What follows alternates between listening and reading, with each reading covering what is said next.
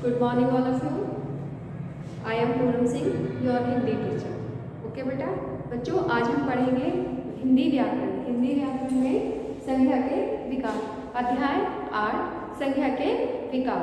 तो देखिए बच्चों, संज्ञा के बारे में तो आप लोग पढ़ ही चुके हैं.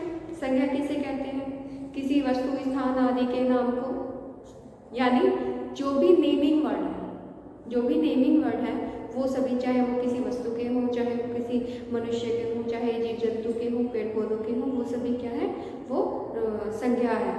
तो अब यहाँ पे क्या आता है, संज्ञा के विकार. विकार का क्या मतलब होता है? विकार का मतलब होता है परिवर्तन.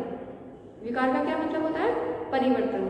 तो देखिए विकारी शब्द, अब संज्ञा के विकार जब हम पढ़ेंगे तो सबसे पहले हमें विकार को जानना पड़ेगा कि विकार शब्द का मतलब क्या होता है. विकार शब्द का मतलब होता है परिवर्तन.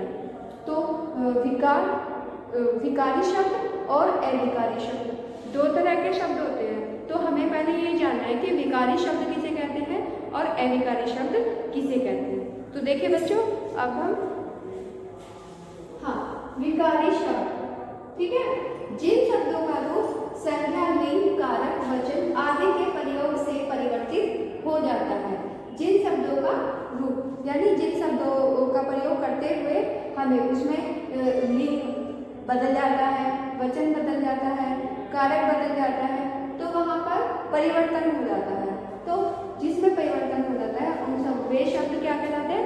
वे विकारी शब्द कहलाते हैं. आप देखिए अविकारी शब्द. अविकारी शब्द किसे कहते हैं? जिन शब्दों का रूप कभी नहीं बदलता, वे अविकारी शब्द होते हैं. अर्थात जिनका कभी भी किसी लिंग के, संज्ञा के या कारक के, वचन के प्रयोग करने से वो नहीं बदलते हैं, वो एक समान रहते हैं, तो उन्हें हम अविकारी शब्द कहते हैं. तो देखिए संज्ञा क्या है? संज्ञा विकारी शब्द है या अविकारी शब्द है? संज्ञा एक विकारी शब्द है, यानी संज्ञा में परिवर्तन होता रहता है. तो देखिए संज्ञा एक विकारी शब्द है. कैसे पता चलेगा हमें कि विकारी शब्द है कि अविकारी शब्द है? देखिए, लड़का पढ़ रहा है. लड़का क्या है? संज्ञा. तो लड़का पढ़ रहा है. अब ये क्या है? लड़की पढ़ रही है. अब यहाँ पे हमने लड़का की जगह लड़की कर दिया, तो लिंग आ गया, लिंग चेंज हो गया हमारा. यहाँ पे क्या था? पुल्लिंग था, यहाँ स्त्रीलिंग आ गया लड़की. तो ये क्या हो गया? लिंग के बदलने से क्या होगा? ये क्रिया बदल गई. लड़का पढ़ रहा है और लड़की पढ़ रही है, अतः ये क्या है? विकारी शब्द. अब इसके बाद देखिए, लड़की पढ़ रही है, ठीक. अब यहाँ क्या है? लड़कियां पढ़ रही हैं. तो यहाँ क्या चेंज हुआ? वचन. यहाँ क्या है? एक वचन है और यहाँ बहुवचन है. तो ये क्या हुआ? वचन बदला यहाँ पे. तो वचन के बाद क्या हमारे वाक्य में परिवर्तन हो गया. अब देखिए, लड़का खाना खाता है. अब यहाँ क्या है? लड़के ने खाना खा लिया. अब यहाँ पे क्या बदला? यहाँ पे कारक का प्रयोग हुआ, ने कारक का प्रयोग हुआ. तो यहाँ पे फिर ये क्या बदल गया. तो इसका मतलब जहाँ पर लिंग, वचन, कारक, संज्ञा आदि के कारण क्या है, वो वाक्य में परिवर्तन होता है, तो वो विकारी शब्द कहलाते हैं. और ये संज्ञा क्योंकि विकारी शब्द है, तो ये संज्ञा के विकार. ठीक है बच्चों, अब हम आगे पढ़ेंगे. इसके बाद क्या आता है? लिंग. लिंग किसे कहते हैं? तो देखिए बच्चों, अब हम लिंग पढ़ेंगे. लिंग किसे कहते हैं? शब्द का वो रूप जो उसके पुरुष या स्त्री जाति के होने का बोध करवाए, उसे लिंग कहते हैं. अर्थात जो शब्द, जिन शब्दों से हमें ये पता चलता है कि ये मनुष्य, ये कोई भी व्यक्ति या कोई भी कि ये पुरुष जाति का है या स्त्री जाति का है, जो शब्द हमें उन किसी वस्तु के, किसी विषय के बारे में हमें ये बताते हैं कि ये स्त्री जाति से बिलोंग करता है या पुरुष जाति से, तो उसे लिंग कहते हैं. जैसे मोर, मोरनी,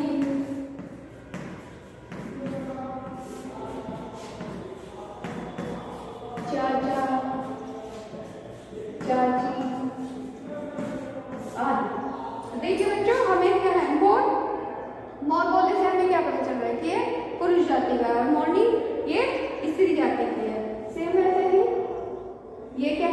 चाचा चाची, तो चाचा पुरुष जाति और चाची स्त्री जाति।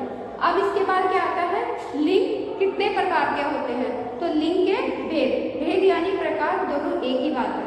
तो लिंग के कितने भेद होते हैं, लिंग के 2 भेद होते हैं, लिंग के 2 भेद होते हैं। जैसा कि आप पिछली कक्षा में भी पढ़ चुके हैं कि लिंग के 2 भेद होते हैं। कौन कौन से होते हैं, नंबर 1 पुल्लिंग और नंबर 2 स्त्रीलिंग। अब क्वेश्चन आता है कि पुल्लिंग किसे कहते हैं और स्त्रीलिंग किसे कहते हैं। पुल्लिंग वे शब्द जो हमें पुरुष जाति का बोध कराते हैं उसे हम पुल्लिंग कहते हैं, और वे शब्द जो शब्द हमें स्त्री जाति का बोध कराते हैं उन्हें हम स्त्रीलिंग कहते हैं। तो जैसे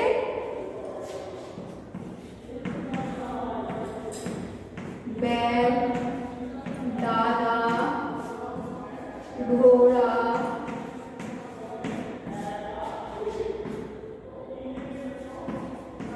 आदमी, तो ये क्या है, ये हमें किसका ज्ञान करा रहे हैं, पुरुष होने का, तो ये क्या है, पुल्लिंग शब्द है। अब ऐसे ही गाय, मोरनी, दादी,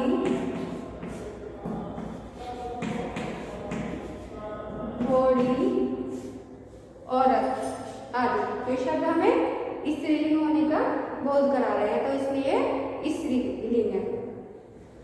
अब बच्चों इसके बाद आता है पुल्लिंग की पहचान कैसे करेंगे। तो देखिए बच्चों, जो अकारांत शब्द होते हैं वो अधिकांश जो है पुल्लिंग होते हैं, और स्त्रीलिंग, जो स्त्रीलिंग की पहचान कैसे करेंगे, जो अकारांत शब्द तत्सम शब्द होते हैं वो प्राय क्या है, स्त्रीलिंग होते हैं। अब देखिए इसे रख, तो देखिए बच्चों एक्सरसाइज 4 क्वेश्चन नंबर 4 कै खे गे घे, आप यहाँ से देख करके अपनी नोटबुक में लिख लीजिएगा। क्वेश्चन नंबर 5 ये कै खे गे घे सबके आंसर है। फिर क्वेश्चन नंबर 6 ये यहाँ तक, और क्वेश्चन नंबर 7 ये। अब इसके बाद देखिए लास्ट क्वेश्चन, प्रश्न नंबर 8, नीचे दिए गए वाक्यों में मोटे छपे पदों में कारक बताइए। तो देखिए इधर बता देती हूँ मैं आपको, ठीक है।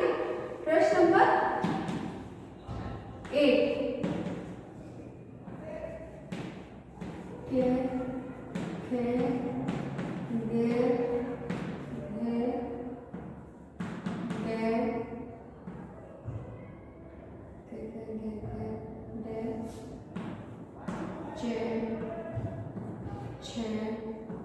और जय।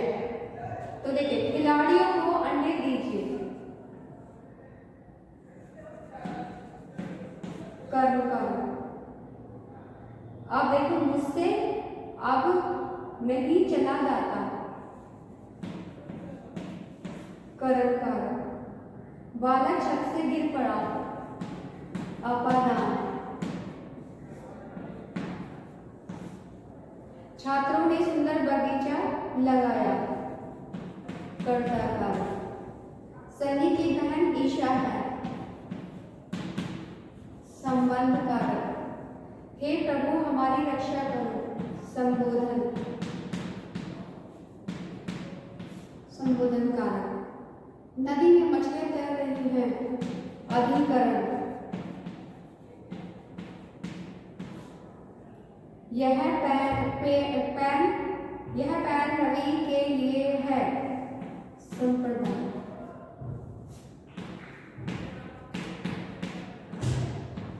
संप्रदान कर।